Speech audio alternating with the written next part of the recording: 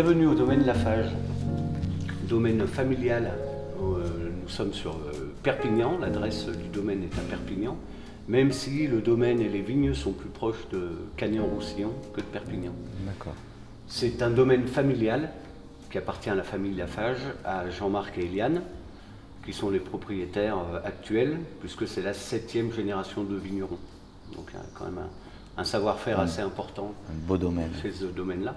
Le domaine a grandi avec le temps, partant d'une vingtaine d'hectares il y a 25-28 ans. On est aujourd'hui à 350 hectares en propriété. Ouais, ça fait partie des plus beaux domaines de la région. Ça fait partie des plus gros domaines de la région. Ouais. Indépendant. Et en termes de volume, en termes de bouteilles, et aussi, on peut le dire, en termes de notoriété malgré tout. D'accord. Ouais. Donc uniquement en propriété. Il y a une partie achat de raisins aussi. Il y en a un petit peu. Oui. D'accord. Qui intervient essentiellement sur des cuvées dédiées à l'export. Mais de plus en plus, on bascule sur l'achat puisqu'on a des tout petits rendements. Ça fait plusieurs années où on a vraiment des déficits hydriques. On en parle un peu partout, mais la région souffre d'un manque d'eau, vraiment. Et cette année, on s'attend à faire moins 50% de rendement sur l'ensemble du vignoble, sachant que les vieilles vignes vont faire moins 70%. Ouais, et puis en sachant que cette année, 2023, les Pyrénées-Orientales, au niveau hydrique, je pense qu'il n'y a pas plus catastrophique par rapport à l'Hexagone. C'est le département qui souffre le plus. Ouais, C'est tout à clair. fait. Ouais, tout à C'est fait. clair. On a déjà eu, on est fin mai, on a déjà eu une quinzaine d'incendies. Ouais. Ça fait peur. Sur l'appellation Collioure, où ils produisent entre 25 et 30 000 hectos chaque année, ils prévoient 7 000 hectos cette année. Bon. Donc voilà, On on fait tout ce qu'on peut pour essayer de lutter contre ce changement, hein, Ouais. en termes d'agriculture régénérative, le sens dans lequel on plante les rangées, pour non pas, enfin, pour avancer, pour essayer d'accompagner les rangs de vignes et non pas qu'ils soient fouettés le matin par le soleil et Bien de sûr, nouveau de ouais. l'autre côté l'après-midi. Donc on plante en courbe de niveau, mais malgré cela, quand même, même si on plante aujourd'hui des cépages résistants et des cépages qui étaient andalous ou portugais, la petite Syrah, la Touriga nationale, on a quand même des rendements très faibles. Donc on va commencer par la cuvée Gallica. Gallica 2022. Gallica 2022. Est-ce que nous sommes en côte catalane? On est en AOP Côte du Roussillon. Eh bien voilà. On déjà. fait 2 cuvées essentielles en rosé. Il y a Miraflore rosé, qui est en IGP Côte Catalane. Voilà. C'est vraiment les terroirs les plus proches du domaine, Miraflore. Où on a un côté salin, puisque c'est des vignes qui sont vraiment tout proches ici. On a une belle fraîcheur, on a un côté agrume. Gallica, c'est les plus beaux terroirs à rosé. D'accord. Donc on est volontairement en AOP Côte du Roussillon. Gallica, c'est le nom d'une rose particulièrement odorante. Donc voilà pourquoi on l'a Le coup de cœur. nommé comme ça. D'accord, très bien. Et sur le. Donc du coup, il y a une petite nouveauté sur Gallica 2022. Il y a une C'est petite nouveauté. la capsule dont tu parlais tout à l'heure. Ah, alors on est en cire. C'est une cire molle, un peu, voilà, qui nous permet de... Très facile à ouvrir, puisqu'on n'a Très plus facile à qu'à planter la le vrille du tire-bouchon. tire-bouchon dedans, et puis on tire et On terminé. soulève et ça casse Et net. c'est propre, ouais. C'est très propre. Donc ça c'est très bien, très pratique. On a fait faire le moule de cette bouteille. Donc c'est une bouteille qu'on va retrouver que chez nous. Elle a un double intérêt, j'allais dire que déjà c'est qu'elle nous appartient, donc on est les seuls à l'avoir. Et on l'a travaillée en verre extra blanc et avec une largeur très fine. Ce qui nous permet d'avoir Des vraiment reflets. un visuel quand il est en présentation chez un Transparent. caviste ou au caveau. On a vraiment la belle couleur du rosé. Plus le contenant va être large, plus on a de volume, moins la teinte est respectée. Et le rosé, on le sait aujourd'hui mieux que jamais, ça se vend à la couleur. C'est pas faux.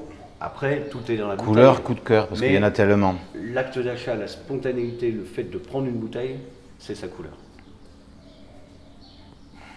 Et là, un grenache gris, un grenache noir Et Grenache Mourvèdre. gris, grenache noir, Mourvèdre et Mourvèdre. un petit peu de Syrah.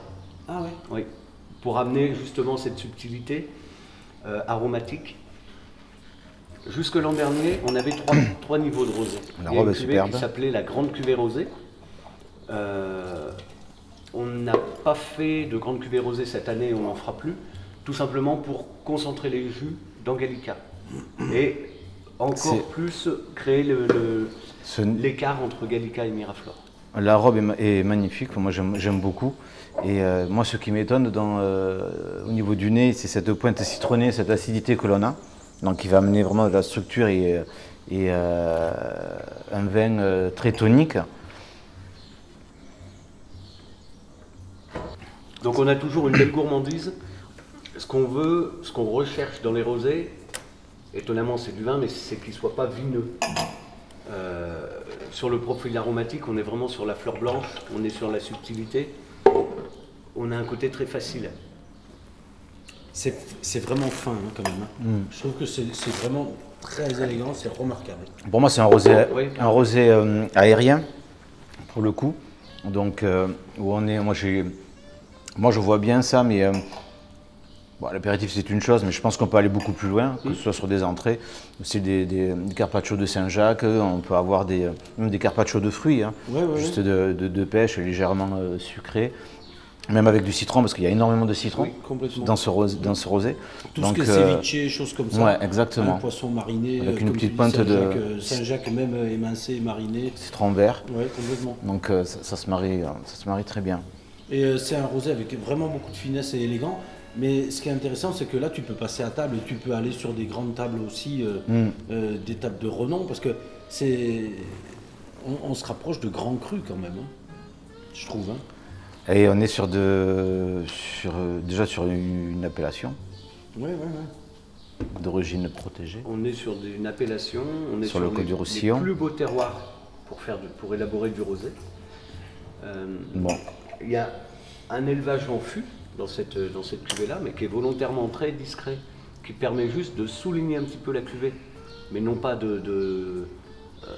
d'apporter lourdeur ou quoi, ça apporte juste ce qu'il faut de complexité. C'est très aérien, très bien. Et on a un peu de longueur. Hein. On a toujours oui, ça laisse une très belle bouche. C'est le premier aussi. Un petit peu saline. On regoute? Non. Pas à peine, hein. Non, on passe au suivant. Ouais. Allez, centenaire. Cuvée centenaire 2022. Donc ça, c'est vraiment des vignes qui ont plus de 100 ans, qui sont juste en face de l'autre côté de... Ah non, c'était celui-là. Ah bah tant pis, c'est pas grave. Non, c'est bon, on reste sur centenaire 2022, on est bon. Oui. Alors, du coup...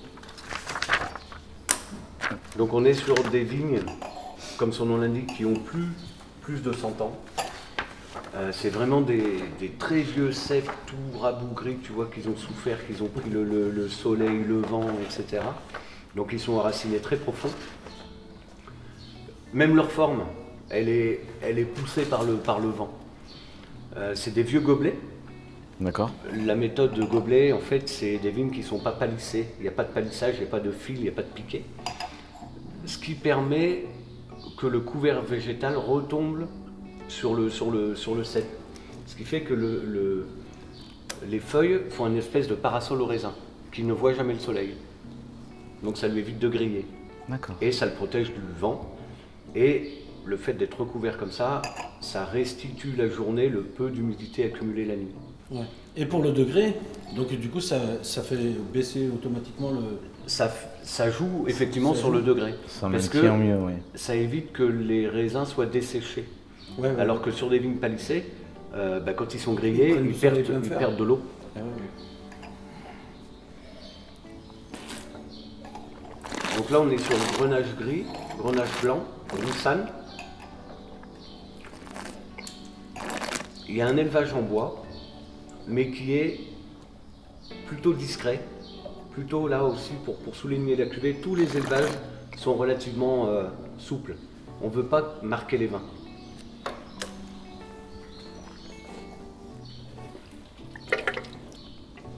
Là, pour le coup, on a un vin blanc structuré avec du volume en bouche, du gras. Et ça reste quand même Et une longueur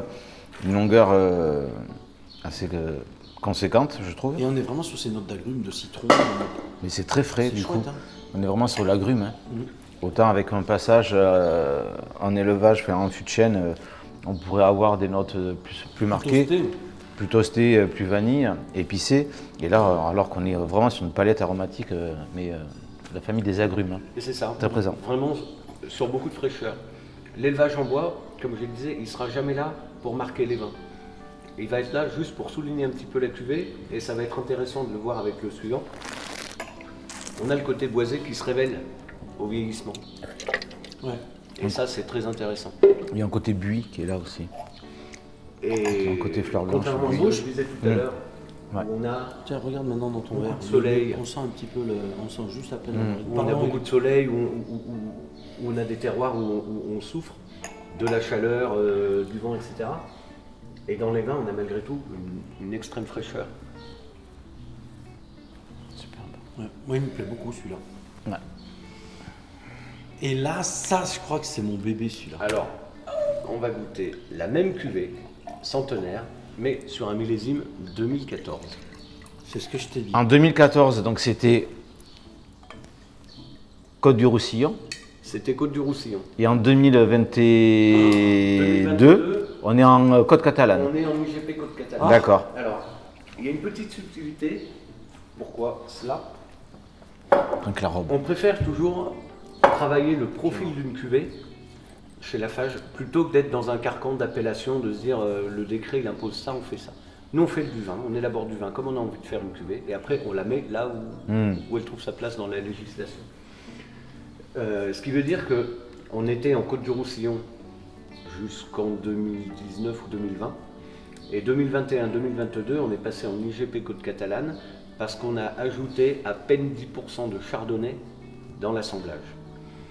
Tout ça parce que c'était des millésimes plutôt tendus, un petit peu nerveux, et le fait d'incorporer voilà, 5-8% de chardonnay, ça lui a permis de l'étoffer un peu, de lui amener du gras, pour gagner en complexité, pour suivre le profil de la cuvée.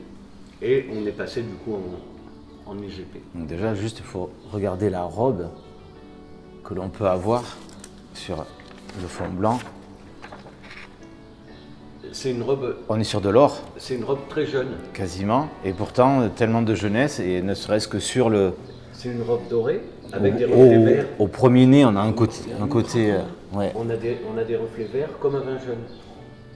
Oui, oui, oui. C'est- Et pourtant, on en est loin. Le Mais, premier nez, moi tu j'ai vas voir, le côté amande, un peu la réglisse, le tabac au niveau du nez. Il manque quelque chose. Et tu sais, ce nez toasté, brioché, mielé, Je laisse moi je te jure plus qu'il me sur les transporte, épices. hein. Je suis pas du tout dans le Roussillon. hein. Ben non. Moi On je n'est trouve pas ça du tout juste dans le Roussillon. exceptionnel. À Exceptionnel. l'aveugle, j'ai des cavistes qui m'ont mis ça en Bourgogne. Ben, on est en Bourgogne. Hein. Et dans 2014, il n'y avait pas de chardonnay du tout. Ah ouais, ouais, C'est ouais. ce qui est Oui, surprenant. oui. Et il n'y avait pratiquement pas de, il y avait pas de bois, il n'y avait pas d'élevage en bois. On a une longueur beurrée, une attaque avec énormément de fraîcheur. De ce côté beurritique là qui est vachement. Oh, là tu passes à table, tu manges des poissons magnifiques, tu te régales avec ça. Et là, il va s'ouvrir. Il lui faut encore quelques temps pour. Mais là on pour peut aller sur s'épanouir. des pièces de viande aussi, on peut aller sur du veau, on peut oui. aller sur plein de choses quoi. On peut. Une belle volaille. une belle côte de Une veau. belle volaille au Maurice. Moi j'imagine toujours des morilles, moi, une sauce morille avec ça, je suis désolé. Des riz de veau. On vend. Mais le dieu, à quelle heure il est? Pourquoi j'ai faim? 11h20. Les riz de veau, ça lui irait bien. Ouais. Mais au Maurice, hein. Aux trompettes, aux pleurotes, C'est superbe ça. avec des J'ai un bons côté. cèpes grillés. Moi j'ai le pamplemousse de Floride. Pas d'ailleurs, de Floride. Pamplemousse rose de Floride. On poursuit avec la grande cuvée blanche. La grande cuvée blanche 2021. Alors on fait un petit peu des allers-retours là au niveau des millésimes.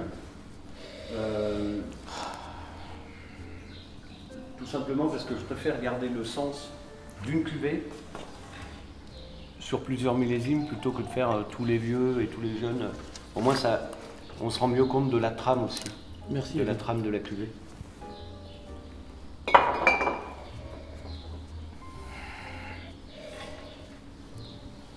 On va pouvoir s'étaler. étaler sur tous les vins comme on a fait, Elie. Mais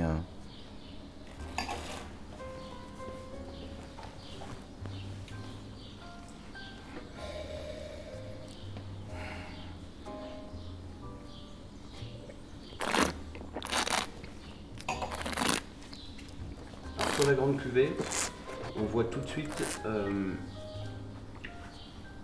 contrairement à Centenaire par exemple, qui déjà 2022 est franchement prêt à boire, qui se garde bien puisqu'on a vu le 2014 par la suite.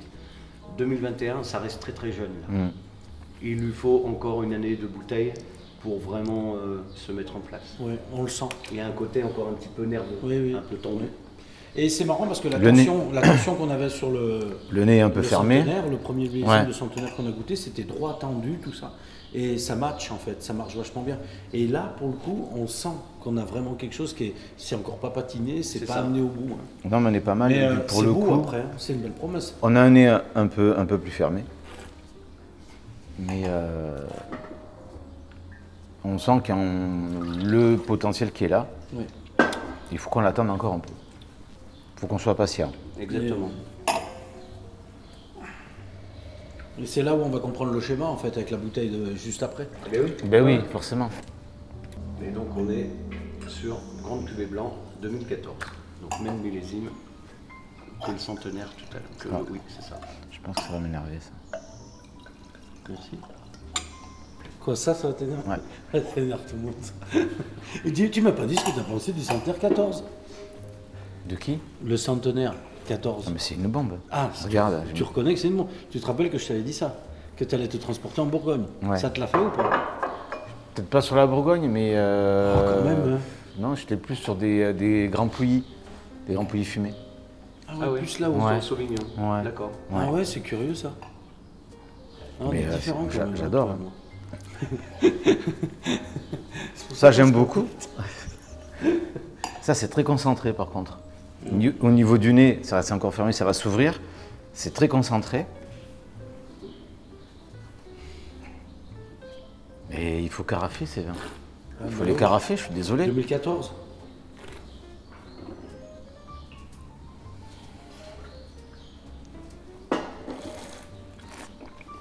Là, on est vraiment en phase de dégustation. C'est vrai que pour la consommation, quand on est à table, un petit coup de carafe juste avant de le consommer, c'est l'idéal. Pour l'aérer rapidement, pour le choquer un tout petit peu, mais il faut faire attention aussi. Parce Mais c'est ça. faut vraiment y aller doucement. Plus les vins sont vieux, plus le côté carafe, il est quand même à double tranchant, parce qu'on l'ouvre, mais après il s'éteint très très vite. Généralement, je carafe que la moitié. Et oui, et là on pourrait être susceptiblement passé à côté, parce qu'on se dit, ah bah mince, il est déjà... C'est mieux de les goûter un peu fermés. Mais c'est le faire, et on connaît le potentiel qu'ils vont avoir. Bon, là, on rappelle qu'on déguste le millésime 2014. Par contre, on est sur un vin qui, pour moi, peut attendre encore. Ou alors, comme on le disait, si on veut le déguster, il faut vraiment le carafer pour qu'il puisse s'épanouir, se délivrer complètement, se lâcher. Parce que je sens qu'il y a encore de la matière, il y a du gras, il y a un beau volume. Il tient la route, il peut encore attendre. Hein. Oui. Donc, c'est une très belle surprise. Il y en a encore sous la pédale, comme on dit. Très belle surprise. Donc ça, c'est l'Aios 2018. L'Aios 2018, tout à fait. Donc l'Aios, on est sur Côte du Roussillon, les Astres. Donc ça, c'est vraiment le contrefort des Pyrénées, le côté très très frais. On est en altitude. On est à 350 mètres d'altitude. Et c'est même pas des parcellaires. Nous, on appelle ça des géologiques. Parce qu'il y a un petit carré de vigne qu'on vinifie toujours séparément. Et les 2 ou 3 barriques de Yose, chaque année, ça donne quelque chose de formidable. Donc autant vous dire qu'il n'y a pas du tout de volume sur certaines cuvées. Donc goûtez, vous aimez. On a 400 l'essayer, c'est l'adopter. On a 400 bouteilles de Yose.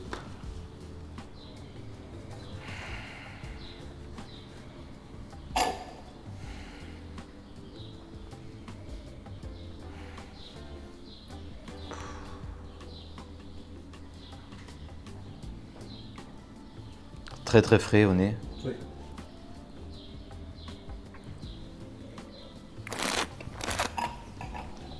fraîcheur qui cette fois-ci est un petit peu mentholée. Il y a une intensité, un truc de la barbe. J'aime beaucoup cette attaque. On est sur le côté vanillé toasté amené par le levage au niveau du fût. Mais derrière, de suite, le fruit prend le milieu de bouche, il prend sa place. Et sur la finale, on a une amertume citronnée qui reprend le côté toasté un peu vanillé, mais très délicat. Il y a une pointe d'épices avec un peu de réglisse. Le bâton d'anis aussi que j'ai moi sur la finale. Et ce côté eucalyptique, il y est. Ouais. Mais le côté réglissé, c'est vrai que ça lui donne cette fraîcheur. Mais t'as vu la longueur que ça lui donne? Ah oui, complètement.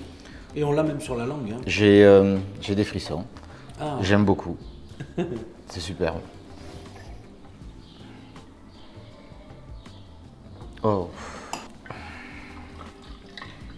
Donc, comme je le disais en préambule, c'est vrai que le domaine Laffage est un grand domaine dans le Roussillon, avec une diversité de terroirs assez complexe et variée. Mais là, la dégustation qu'on est en train de faire prouve vraiment qu'on fait du cousu humain, qu'on fait des toutes petites cuvées ultra précises. C'est pas parce qu'on est un gros domaine qu'on fait forcément des gros assemblages avec. Il y a des cuvées à volume, mais il y a aussi beaucoup de choses très précises. Et puis il faut qu'on puisse faire découvrir. Moi, je le sais, vous le savez depuis des années. Dans le sud de la France aujourd'hui, je suis désolé, c'est un terroir à blanc, puisqu'il y a énormément de propriétés, de vignerons, d'œnologues et j'en passe, de talents, qui ont fait le tour du monde, qui ont parcouru le tour du monde pour voir un petit peu ce qui se faisait ailleurs et pour faire des grands blancs dans des endroits où, oui, le soleil il est là, il est présent. Et aujourd'hui, moi, ce que je souhaite, c'est découvrir des pépites pour répondre à une demande et proposer des produits sans proposer des prix exorbitants.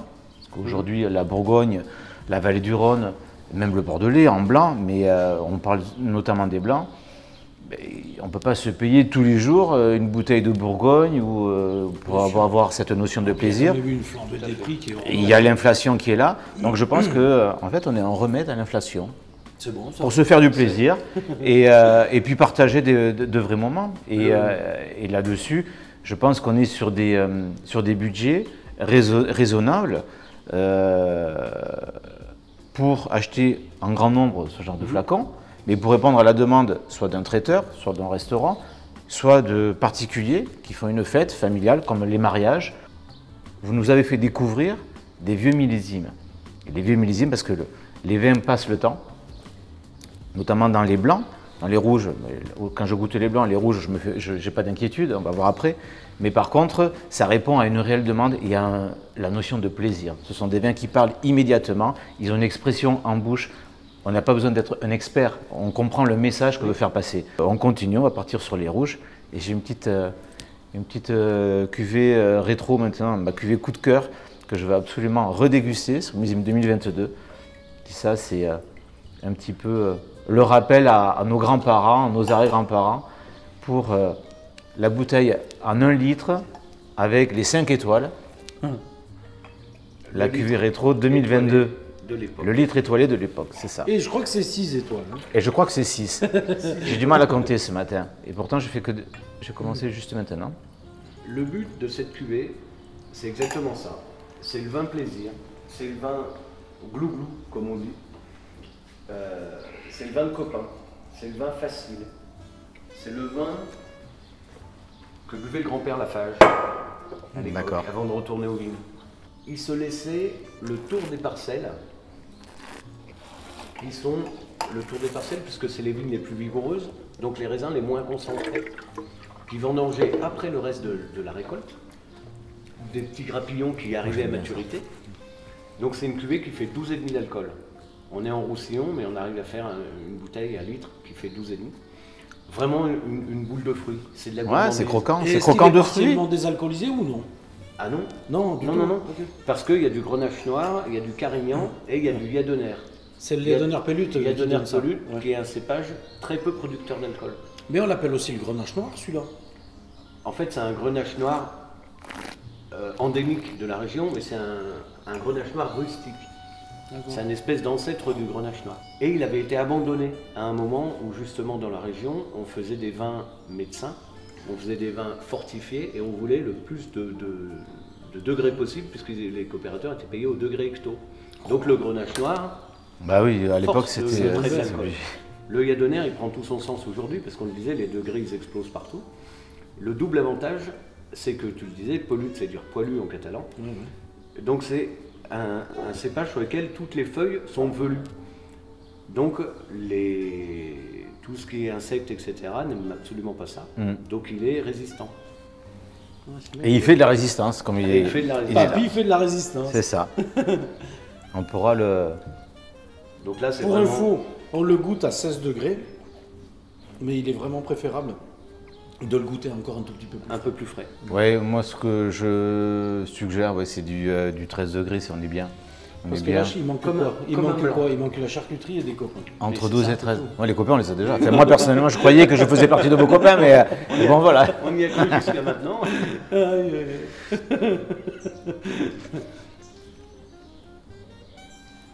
J'ai l'impression d'avoir trouvé le Graal. Quand je goûterai trop, on va dire, tu penses pas à faire une cuvée comme ça, mais elle existe, elle est là, on te la propose, et puis tu dis, mais c'est Non, béni, donc moi je la prends.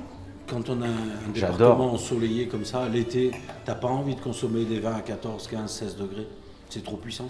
12,5, légèrement frais, ça marche aussi bien qu'un poisson qu'une viande. Mais Franchement, c'est nickel. c'est pas un vin sérieux. Et ça, j'aime bien. Ouais, je comprends. Oui, complètement, c'est ça. De plaisir et pas sérieux. Donc tous les jours. Eh ben voilà, pas sérieux, comme nous. Voilà. Bravo. Alors là, on va être sur Kérol 2021, qui sera mis en bouteille demain seulement. Donc c'est uniquement Carignan, 100% Carignan. 100% Carignan Oui. sur des très vieilles vignes. Sur des très vieilles vignes. Robe noire, normale. Hein. Il va falloir le chahuter un petit peu. Oh oui. Il a besoin d'être bousculé Ouais. un tout petit peu. Les arômes de fruits rouges, noirs, là, mais c'est relativement puissant quand même, hein, au niveau du nez. Le nez va être un petit peu fermé. Mais c'est normal. Par contre, en bouche, l'attaque est fermée, il y a énormément d'épices. Moi, j'ai une. C'est. Là, il y a un petit côté asséchant, un Oui. petit peu. Non, mais ça, c'est normal. Qui sera gommé. Mais ça, c'est normal, oui, parce que c'est un prélèvement déjà. Et puis, il faut attendre, il faut que ça se C'est patine. chiant, mais on n'a pas les amers. Donc, Non. Non. Pour moi, c'est nickel. Hein. L'attaque, elle est discrète. Par contre, après, au milieu de bouche, tu as les épices qui sortent. Moi, j'ai une pointe de graphite qui vient sur ce fruit noir qui est relativement présent. Et structuré, c'est un beau millésime. Hein. Sur la finale, oui, on a des tanins qui sont présents, peut-être asséchants, mais c'est normal. Oui. C'est un bébé, donc. Mais il n'empêche que là, je pense qu'il manque juste une petite fricassée de rognon avec du sel et du poivre. Bam, comme ça, à l'apéro et trois copains. Je crois. Ça, Ça présage rien de bon pour midi, ça. Les bonnes suggestions. très très beau. Rouge. Mais réglisse et graphite En rouge, derrière. on a j'ai- 3 cépages principaux, qui sont le grenache, on en parlait tout à l'heure, le carignan et la syrah. Le dominant, c'est le grenache, et le profil de chacun des cépages, en fait, le grenache, c'est le côté volume, c'est le tonneau, c'est la rondeur. Le carignan, c'est la colonne vertébrale de l'assemblage, c'est le squelette, c'est ce qui nous permet de tenir dans le temps. Et la syrah, c'est la subtilité, c'est les petits arômes, c'est l'élégance, la finesse. Donc les assemblages sont un subtil mélange de ces 3 cépages. Et là, on est en monocépage, 100% carignan. Pour que ce soit bon, il faut que ce soit vieux, un carignan. Sinon, il paraît un peu décharné. Et là, Ça promet, hein. On le disait tout à l'heure, il y a beaucoup de matière. Lui, il me tarde. Nouveau millésime, Le nouveau millésime 2021. d'authentique. C'est mon copain, lui.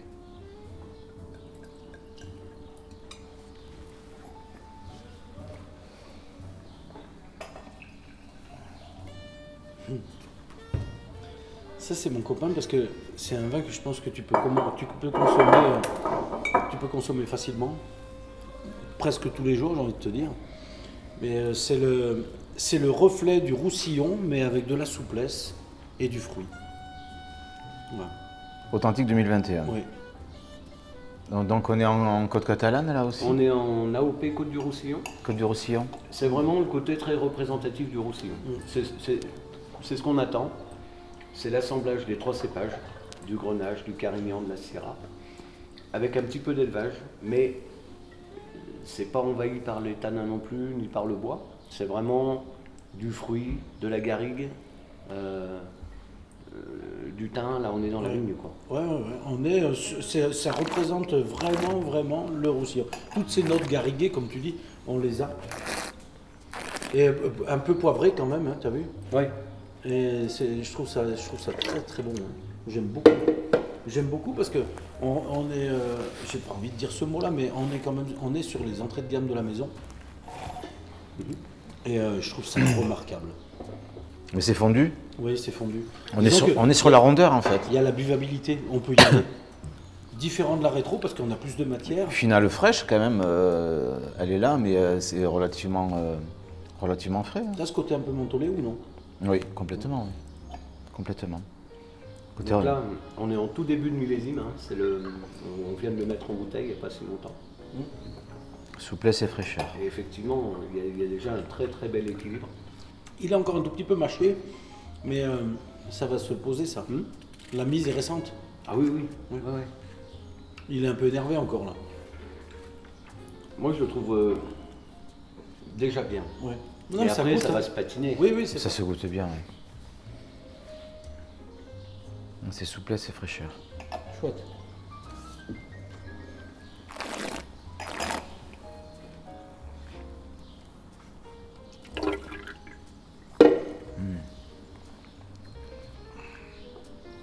Robe noire.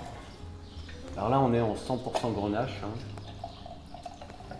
Pareil, sur des très vieilles vignes. La cuvée Nicolas qui porte son nom puisque c'est le fils de la maison. C'est le fils de la maison. Voilà. Les cuvées, globalement, portent le nom des parcelles. Narassa, Léiose, Centenaire et d'autres, le Vignon. Et Léa et Nicolas qui sont les 2 enfants. D'accord. Et en plus, il est sympa.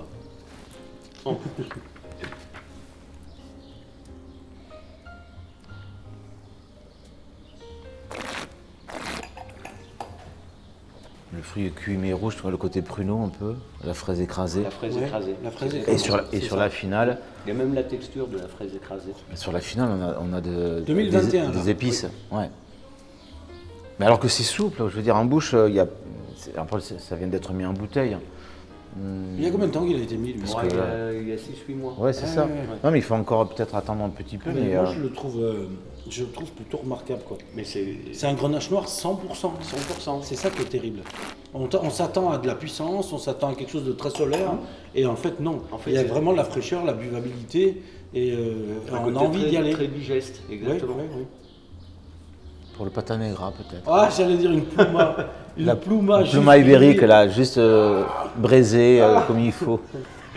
Élie, j'ai trop faim, je vais bouffer quelqu'un. Une plouma ibérique, là, bam, juste grillée, quelques poivrons. Ah oui, c'est important, les poivrons. Rouge. Moi, je préfère les rouges. Rouge. Voilà. Et la messe, elle serait dite. Et des morilles. Et des copains. Non, pas là, mais... On les a déjà vus tout à l'heure. Ah oui, on les a vus. On a 2 millésimes en Narassa, on a 2021 et 2020. 2020, il n'y en aura pas pour tout le monde, ça c'est sûr. Il n'y en a plus pour personne. Il n'y en a plus pour personne. Si vous voulez quelques flacons, vous pouvez éventuellement venir me voir. C'est ça. Puisque 2020 a été sélectionné, il y a une médaille d'or, comme quoi il faisait partie des plus grands grenaches noirs du monde. Tout à fait. Sur le millésime 2020 Narassa. 2020. Voilà, on a eu quelques flacons, mais bon. Et donc là, nous sommes en train de le déguster. Tout à fait. On a ce privilège. Narassa. Grâce à vous, j'ai ce privilège. Et moi aussi. Donc Narassa, c'est le nom de la parcelle. Pourquoi Narassa alors? C'est le nom de la parcelle. D'accord. Qui s'appelle Narassa. Dans le cadastre, c'était? Dans le cadastre. On est sur la commune de Maury, donc à l'intérieur des D'accord. terres, sur des schistes noirs, un côté un petit très aride. Alors pour moi, malgré tout, ce vin-là, pour moi, sur les vins rouges, ce que j'aime, c'est qu'il a énormément de sensibilité. Pour moi, c'est le côté féminin qui me plaît de ce vin. Le côté féminin? Ouais. Ah ouais. Moi, j'ai un côté féminin. On est un vin qui s'exprime réellement, mais il a une robe, mais vraiment, elle est rubis, mais ça brille, c'est de l'éclat. En bouche, pour moi, c'est du velours. Ouais, c'est vrai. Et la finale est tout en finesse, expressive sur le fruit rouge, mais par contre, pour moi, c'est un vin féminin.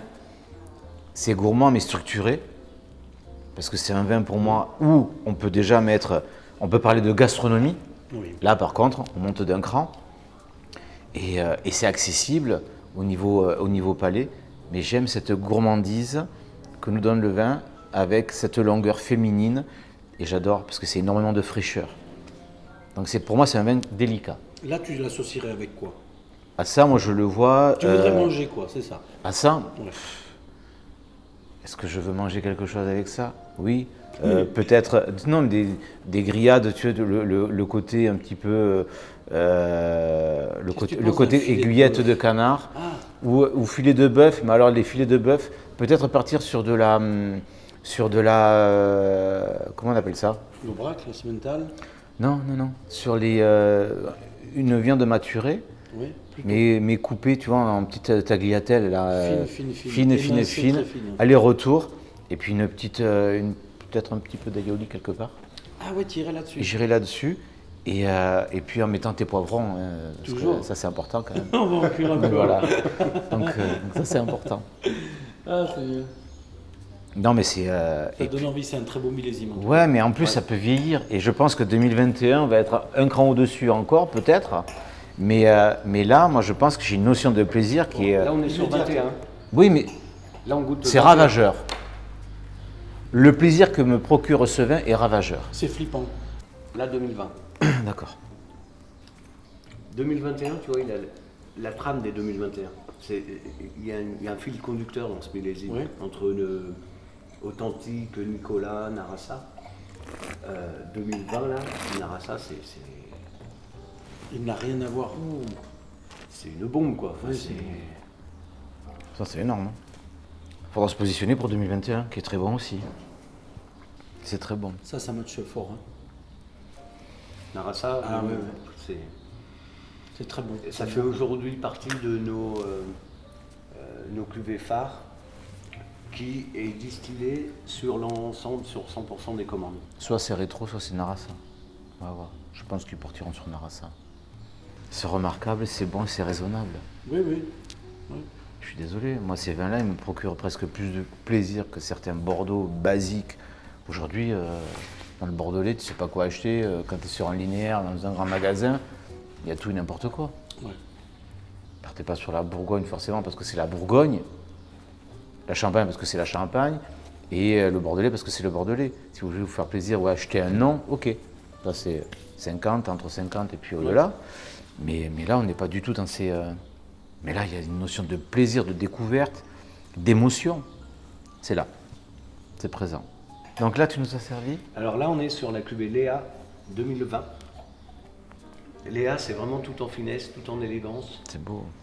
Comment ça se passe chez Lafarge pour faire du vin? La règle, en gros, c'est Eliane qui s'occupe des blancs et des rosés. Et Jean-Marc qui vinifie les rouges. Voilà, chacun D'accord. son domaine. Après, tout est interactif, bien évidemment. Mais voilà. Le rouge, qui est vraiment le bébé d'Eliane, c'est la cuvée Léa. D'où un côté très sensible, féminin, côté un petit peu très cousu main. Côte du Roussillon Bien. village. Un les côté Astres. bonbon là. Donc là, on est sur les contreforts des Pyrénées, terroir d'altitude, des très très belles syrahs. Les tanins sont fondus, tout est en souplesse, en rondeur, au milieu de bouche plein de fruits. Maintenant c'est très bon. Et on est sur 2020. 2020. Ouais. Maintenant, c'est très bon. Ça goûte maintenant, tu veux dire? Ah ouais. oui, ah oui, oui, oui.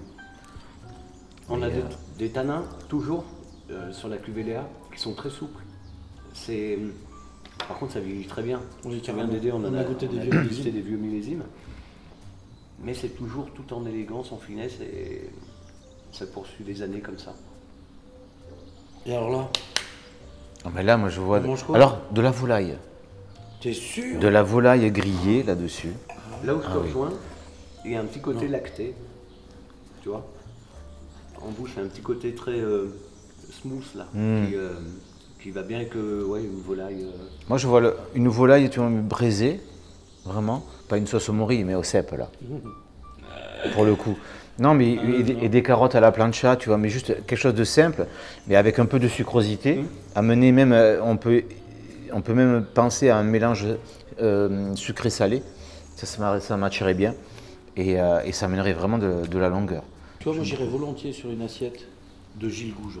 Le chevreau rôti, tu as une petite blanquette de chevreau, tu as la brochette de Béati qui va avec, tu sais, les abats nobles, foie, cœur, tout ça. Et je pense que ça irait à merveille. Parce qu'on a un petit côté garrigué aussi. Et dans sa sauce, on y retrouve toute cette concentration de thym, de romarin, d'ail. Et c'est vrai que ça marcherait bien. En tout cas, là j'en ai envie, tu vois, cette assiette. Je l'ai tellement goûté, mémorisé que je pense que ça marcherait bien. Mais tu arrives à en parler comme il faut, parce que ça me donne envie aussi. Ah, j'ai faim là. Non, mais là, c'est agaçant. Les yozes, on est là. Oui, D'accord. On te suit, hein. parce que, encore une nouvelle fois, plus on monte en gamme, pas plus on cherche l'extraction, mais plus Non. on gagne en élégance et en finesse. D'accord. Et je veux que cette cuvée-là, elle soit... là, elle va être bien. 2017? Le passage, je l'aurais écrasé. 2017, Oui. ça? Donc les yozes 2017. Les yozes, c'est, on est d'accord, c'est l'ardoise qu'on trouve dans le terroir. On est sur... 2017, la bouteille 398. on est sur... Le les village de Aspres. Tordère, non? C'est ça. On est sur les Aspres. Donc c'est un terroir vraiment très voisin de Léa, et y compris de 11 terrasses qu'on verra tout à l'heure. Donc déjà, il faut regarder, on peut jeter un coup d'œil quand même à la robe, Florent. Donc où on a on est sur 2017, donc sur une robe avec de légers reflets légèrement tuilés sur la surface, au bord de la surface du vin. On voit qu'il y a une marque d'évolution, sans plus, mais 2017. Donc ça, c'est normal.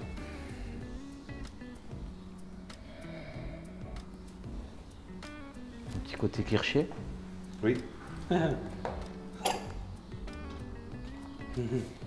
Moi, quand j'ai cette odeur, chaque fois, j'imagine les cerises à l'eau de vie que faisait ma grand-mère avec les feuilles du cerisier, où après on faisait le guignolet avec. Et j'avais cette odeur, le côté kirché. J'adore. Ça me... La griotte, un petit côté Superbe acidulé. nez. On a des notes particulières. C'est un vin à son apogée, pour moi. Oui. Là, on est bien. Mais tu vois, regarde, Ouais. on a des cerises pas loin, à Serré. Et tu parlais du magret tout à l'heure. Moi, là, je ferais volontiers un magret aux cerises. On pourrait. Voilà. Même si c'est un peu sucré, machin, bon. c'est Non, pas mais ça grave. peut Mais Ça l'accepter. matcherait avec. Ouais. Ouais. On Pour peut le petit côté Oui. un peu acidulé. Un peu, et ce côté kirché. Ce côté kirché, C'est ça. noyau de cerise, griotte. On est aussi sur la griotine et ces choses-là. Donc c'est plutôt bien. Donc, J'aime bien. gibier à plume. J'ai pas osé y aller. Je suis d'accord, mais tu J'ai peux- pas osé y aller parce que c'est pas la saison. Ouais, Mais, c'est pas la saison, mais. Mais imagine, alors si on veut. Mais aller c'est plus pas, loin, c'est pas. Imagine un filet de colvert ou une canette laquée, ou même aux épices. Laqué aux épices, ça peut matcher avec, ça contrebalance. Ouais. Et j'ai déjà pris 2 kilos depuis le début du repas. Depuis le début de la dégustation, ça fait 1 heure que nous sommes en dégustation. Dédé, il a pris 2 kilos. Voilà, J'ai pris 2 kilos. Élie, toi, ça va? Non? ça va. T'as rien pris encore? Ça va pas Bon. tarder. C'est ma vie, ça. Là-dessus, c'est le terroir qui va l'emporter sur les cépages. Double passage 2020. Alors déjà, moi je trouve, si on peut revoir l'étiquette, je la trouve minimaliste, mais alors très, très aboutie. J'aime beaucoup ce côté un peu clair, net et précis. C'est ça. Double passage à la vigne et double passage en barrique en fait. Double passage à la vigne puisqu'on récolte des raisins à maturité, vraiment limite maturité, en haut des coteaux. Et un mois après, on vendange la même parcelle, le bas des coteaux, avec des raisins vraiment à pleine maturité, voire même un petit peu en surmaturité. On les assemble pour avoir justement le côté un petit peu acidulé des raisins récoltés avant et le côté un petit peu surmûri derrière. Un premier élevage en barrique neuve pendant 6 mois, en barrique bordelaise, donc des barriques relativement petites, pour marquer le vin, pour lui apporter vraiment quelque chose de vanillé, de boisé, de toasté. Et on assemble après dans des fûts plus grands, des demi-muits qui font 600 litres, pendant 1 an, pour patiner la cuvée, pour homogénéiser ce côté bois neuf. Arrondir le... D'accord. Donc, une cuvée qui est pas tout à fait dans la typicité même du Roussillon, puisqu'on a aussi un cépage qui n'est pas régional, on a du Cabernet Sauvignon dedans. Mais ce qui lui permet de tenir dans le temps, ça c'est vraiment une cuvée qui vieillit très très très bien.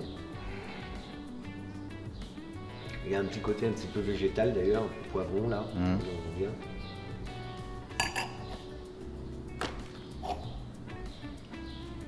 C'est une cuvée que l'on a fait initialement pour l'export, avec un profil un petit peu, pas nouveau monde, mais un côté très moderne. Et ça a bien plu également à une clientèle française. À carafer obligatoirement. T'as l'impression qu'il veut pas encore se délivrer complètement. Et puis quand tu fais rentrer vraiment l'oxygène, tu vois, dans la bouche, là il se décuple. Puis il y a une longueur. On est là. Le côté poivron, après, il s'en va, tu as le fruit rouge qui revient. Oui. Et c'est à carafer sans plus attendre. On a vraiment besoin quand de l'aérer. Ouais. Alors, on poursuit avec la cuvée Fundacio, en référence au fait que le domaine Lafarge, historiquement, était sur la commune de Maury. D'accord. Les grands-parents, à une époque où les vins doux avaient vraiment le vent en poupe, et les vins tranquilles, la région en produisait pas tellement, sont venus s'installer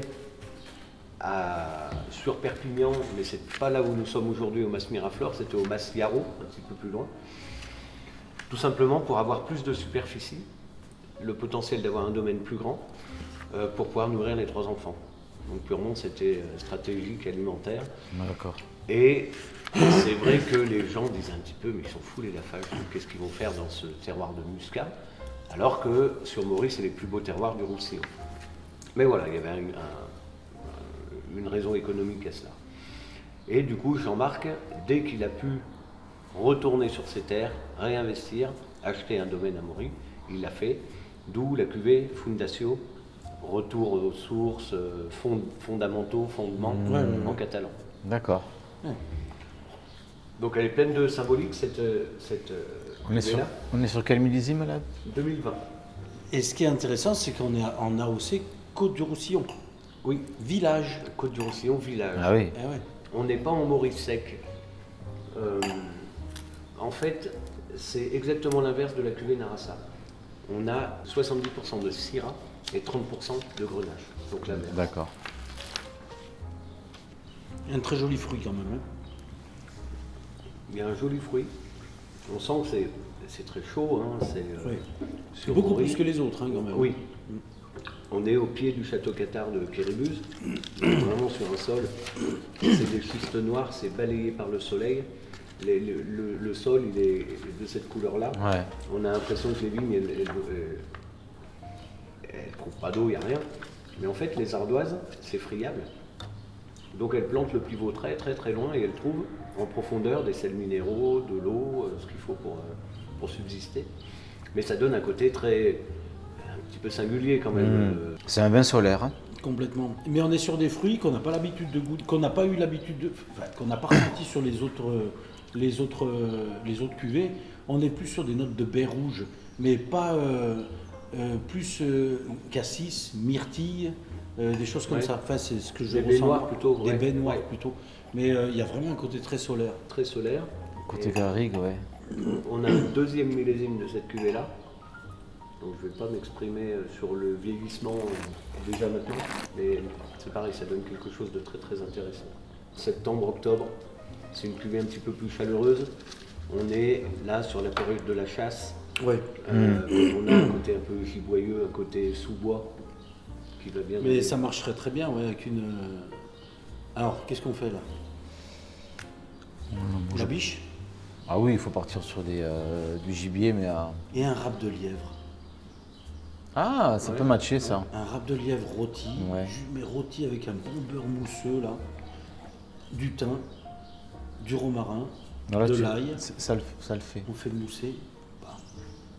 On fait une sauce. Toi, tu as fait mon repas, mais 50 ans. On n'a qu'à faire la sauce avec le même vin. On fait une sauce Ah, mais vin il rouge faut. échalote, Mais il faut. un peu de miel, peut-être, comme une gastrique, un départ miel romarin. là. J'ai faim. Depuis 10 heures, il a fait. Mais tu nous donnes ça. J'ai faim depuis ce matin. Ah, c'est pas possible.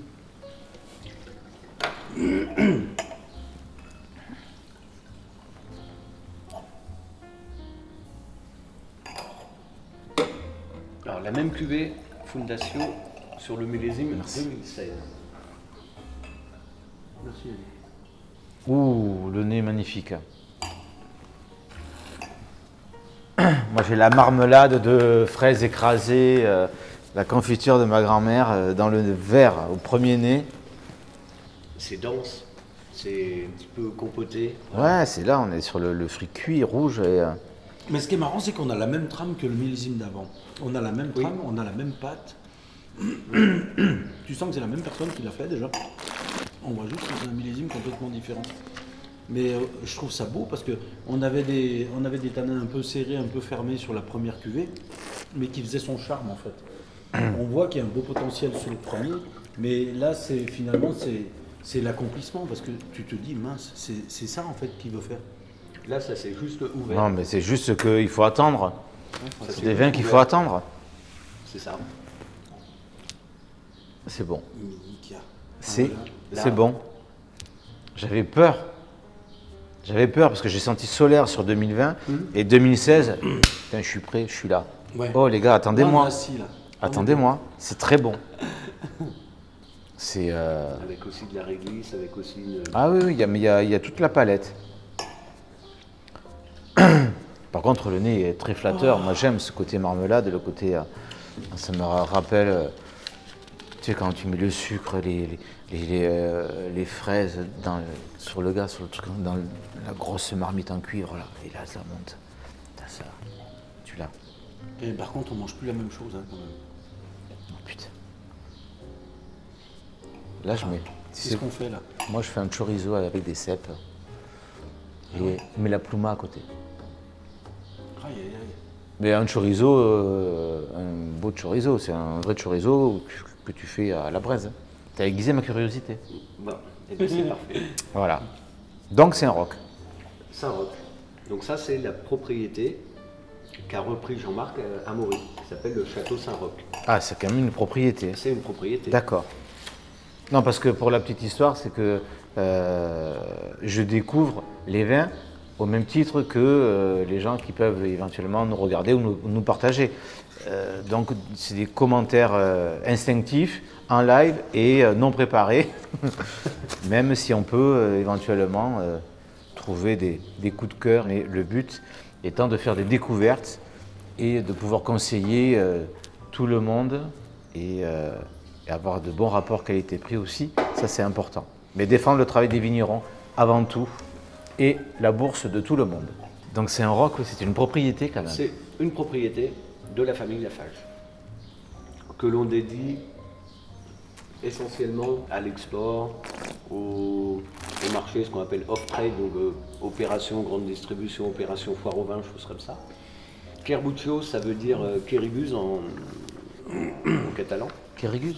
Quéribus, Ah oui, le château de comme le Quéribus. château. Donc là, on est vraiment... Vallée de la Glisse, ça, toujours. Oui. Et Ouais, ouais. alors, tiens, c'est comme... On a vraiment l'impression de goûter un Maury. Sauf qu'il est sec. C'est ça. C'est bluffant. Donc c'est Grenache, C'est- essentiellement. C'est essentiellement Grenache. Et on est vraiment sur les notes de Maury qu'on pourrait goûter en Maury doux. Hein. On a Ouais, vraiment ouais. le même profil aromatique. Ouais. Sur justement ce côté très solaire, très dense. Alors c'est vinifié en cuve béton. D'accord. Et il y a un petit élevage, mais jamais de fût neuf. D'accord. Ici, c'est vraiment des C'est un fûts premier de vin, 3, ouais. 4 vins. D'accord. Voilà. Simplement, on fait on fait l'assemblage en barrique pour homogénéiser le vin. D'accord. Et donc Saint-Roch, ça reste une propriété. La cuvée s'appelle donc Kerbuccio 2018, 2018. majoritairement du Grenache, et avec un élevage sur des barriques de 3 ou 4 vins. Exactement. D'accord. Moi, la finale, je la trouve superbe. Fruits rouges. À fond.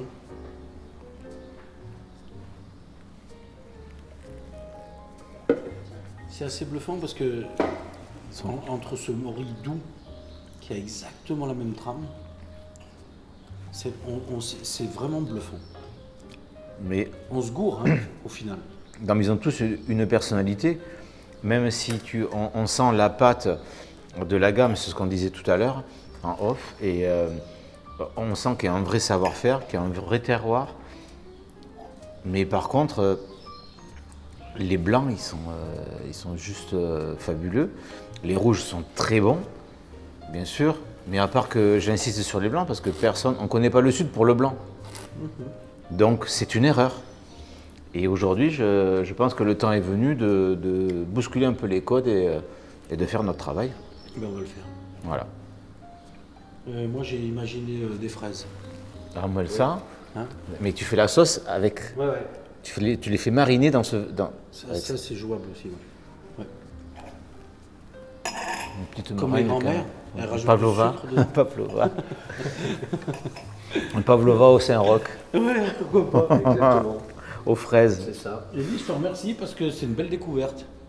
Non, tu peux dire merci à moi. Vous deux, parce que moi je découvre là et ça me fait. C'est vrai que s'il ne me l'avait pas envoyé, on n'aurait pas pu. Voilà. Donc je vous ai servi Château Saint-Roch, La Chapelle 2017. D'accord. Donc ça c'est une cuvée toujours dans la gamme du Château Saint-Roch. D'accord.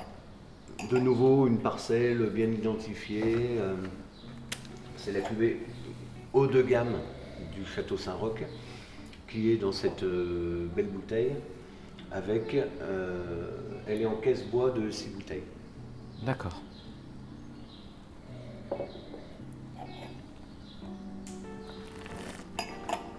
Quoi sur les épices hein. Ah oui. Donc on est sur quelle appellation là du coup Côte du Roussillon village aussi. Hein. D'accord. C'est un côté un petit peu plus fluide que Kerbuccio, Ouais. moins solaire.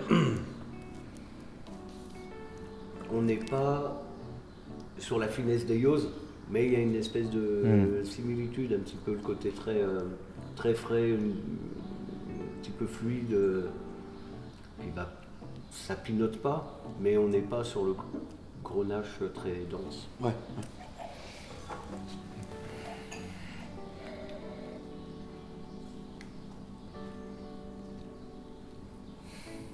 Ça c'est mon bébé ça. Le Vignon 2020, donc là c'est aussi le nom de la parcelle. Ça c'est la première parcelle que Jean-Marc a achetée après avoir repris le domaine familial. D'accord. Une très belle parcelle. Bouteille noire satinée, étiquette cuir. L'habillage Tu veux lourd. et la bouteille Ouais. sont à l'image de ce qu'est la cuvée. C'est-à-dire tout, voilà, tout en douceur, Ouais. un côté un petit peu velouté. Donc elle est en bouteille comme ça, enroulée dans du papier de soie D'accord. et en caisse bois de 6 bouteilles à fleurir. Et tu vois, ça, je pense que je le connais, je sais déjà que je suis fan avant même de le goûter. Mais Quand on voit le flacon noir, cette étiquette toute douce, tu rêves de passer les mains dessus, c'est agréable.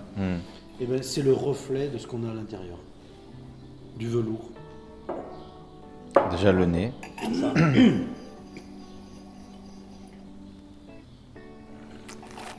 Mais tu sais que c'est magnifique. Moi je trouve ça magnifique. Longueur interminable. Là, Ouais. Longueur interminable.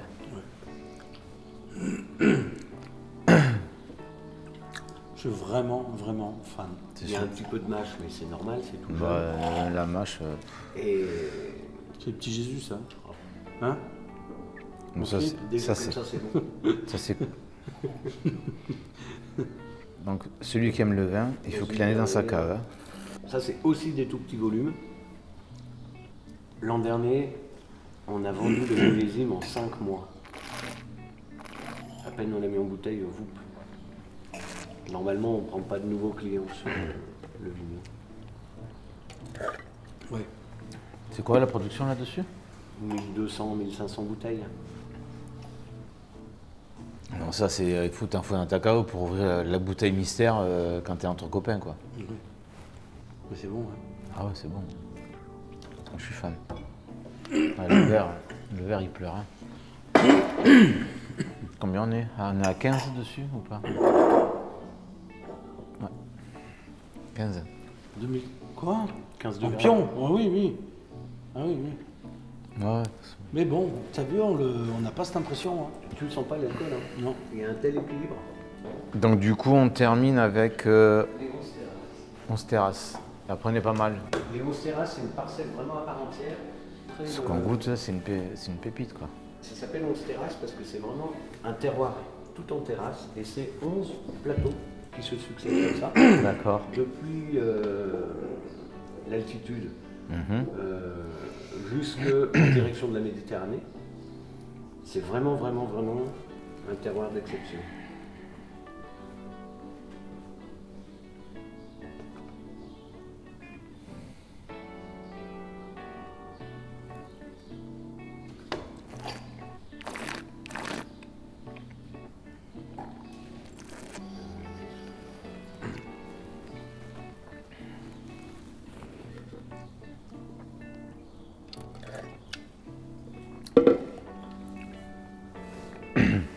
On a la synthèse, la conclusion dans ce flacon, je pense. Alors, Du Léon domaine Sterras. Léon Sterras sur 2016. Donc on est en Côte-du-Roussillon village. On est en Côte-du-Roussillon village Les Aspres, ouais. 2016. et Attaque. c'est une cuvée que l'on ne fait pas tous les ans. Moi je la trouve très féminine. Moi j'aime beaucoup ce. Je reviens avec mon côté un C'est peu. patiné, hein. Ouais. C'est patiné mais avec élégance. Alors j'ai le mot sucrosité qui me vient parce que sur le milieu de bouche, mais après dans la dégustation, il y a différentes personnes qui l'interprètent différemment, plus ou moins bien d'ailleurs, on l'accepte plus ou moins bien. Mais il y a un côté velours qui est là, pour le coup, et le côté épicé qui donne extrêmement beaucoup de longueur au vin. Et j'ai l'impression que la dégustation elle a faite comme il fallait et la conclusion elle est là. La conclusion elle est là, où ça résume vraiment tout un savoir-faire, différentes parcelles, mais par contre on nous demande voilà aujourd'hui ce qu'on sait faire. On est passé par toutes les étapes et l'aboutissement de plein de choses. Et je pense que le résumé il est dans ce flacon et qui est pas à mettre entre tous les palais. Non, ça fait partie des pépites de la maison. Voilà, ça fait partie des pépites de la maison. Donc, Il y a très peu de volume en plus. Il y a très peu de volume et je te dis, on en a fait en 2012, 2015, 2016. Pour l'instant, c'est tout. Donc, c'est pas tous les ans et les années un petit peu plus maigres. Les jus des 11 terrasses viennent concentrer d'autres cuvées.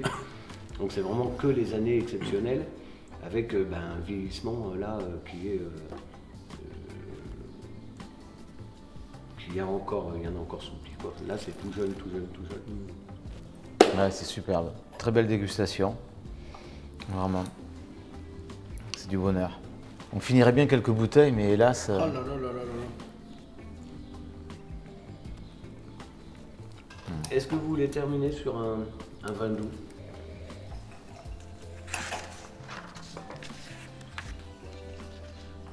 Boîte à chaussures. C'est la cire. On lustre les chaussures. La cire d'abeille un peu. Je trouve que c'est très... c'est coin, tu sais. Ouais, Coin. ah oui, peut-être, ouais. Là, il y a de l'orange amer aussi.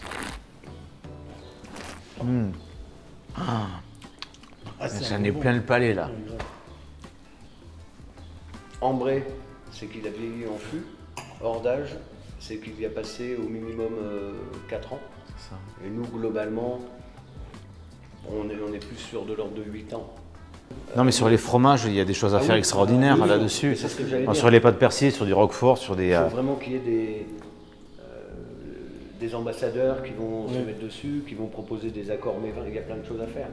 Aujourd'hui, mon rôle, c'est dénicher les pépites, les talents, les femmes et les hommes du sud de la France ou d'ailleurs et d'autres pays. Et je pense que aujourd'hui, au Mas Miraflore, domaine Lafage, dans le Roussillon, André Mancuso et puis Élie du domaine Lafage nous a vraiment proposé une dégustation fabuleuse. On a dégusté à peu près une trentaine de vins et pour le coup, beaucoup d'émotions, ce qu'il faut sur les coups de cœur. Et puis on est là pour également apporter du bonheur, partager des émotions et encore une fois le plaisir avant tout. Aujourd'hui, notre métier, c'est dénicheur de talent sur les vins blancs, les vins rouges, les vins rosés, mais également les méthodes traditionnelles, les méthodes effervescentes, les champagnes, etc. etc. C'est infini, tous les jours il y a de belles choses, il y a de belles découvertes. Donc continuez de nous suivre et puis la série continue. À très bientôt.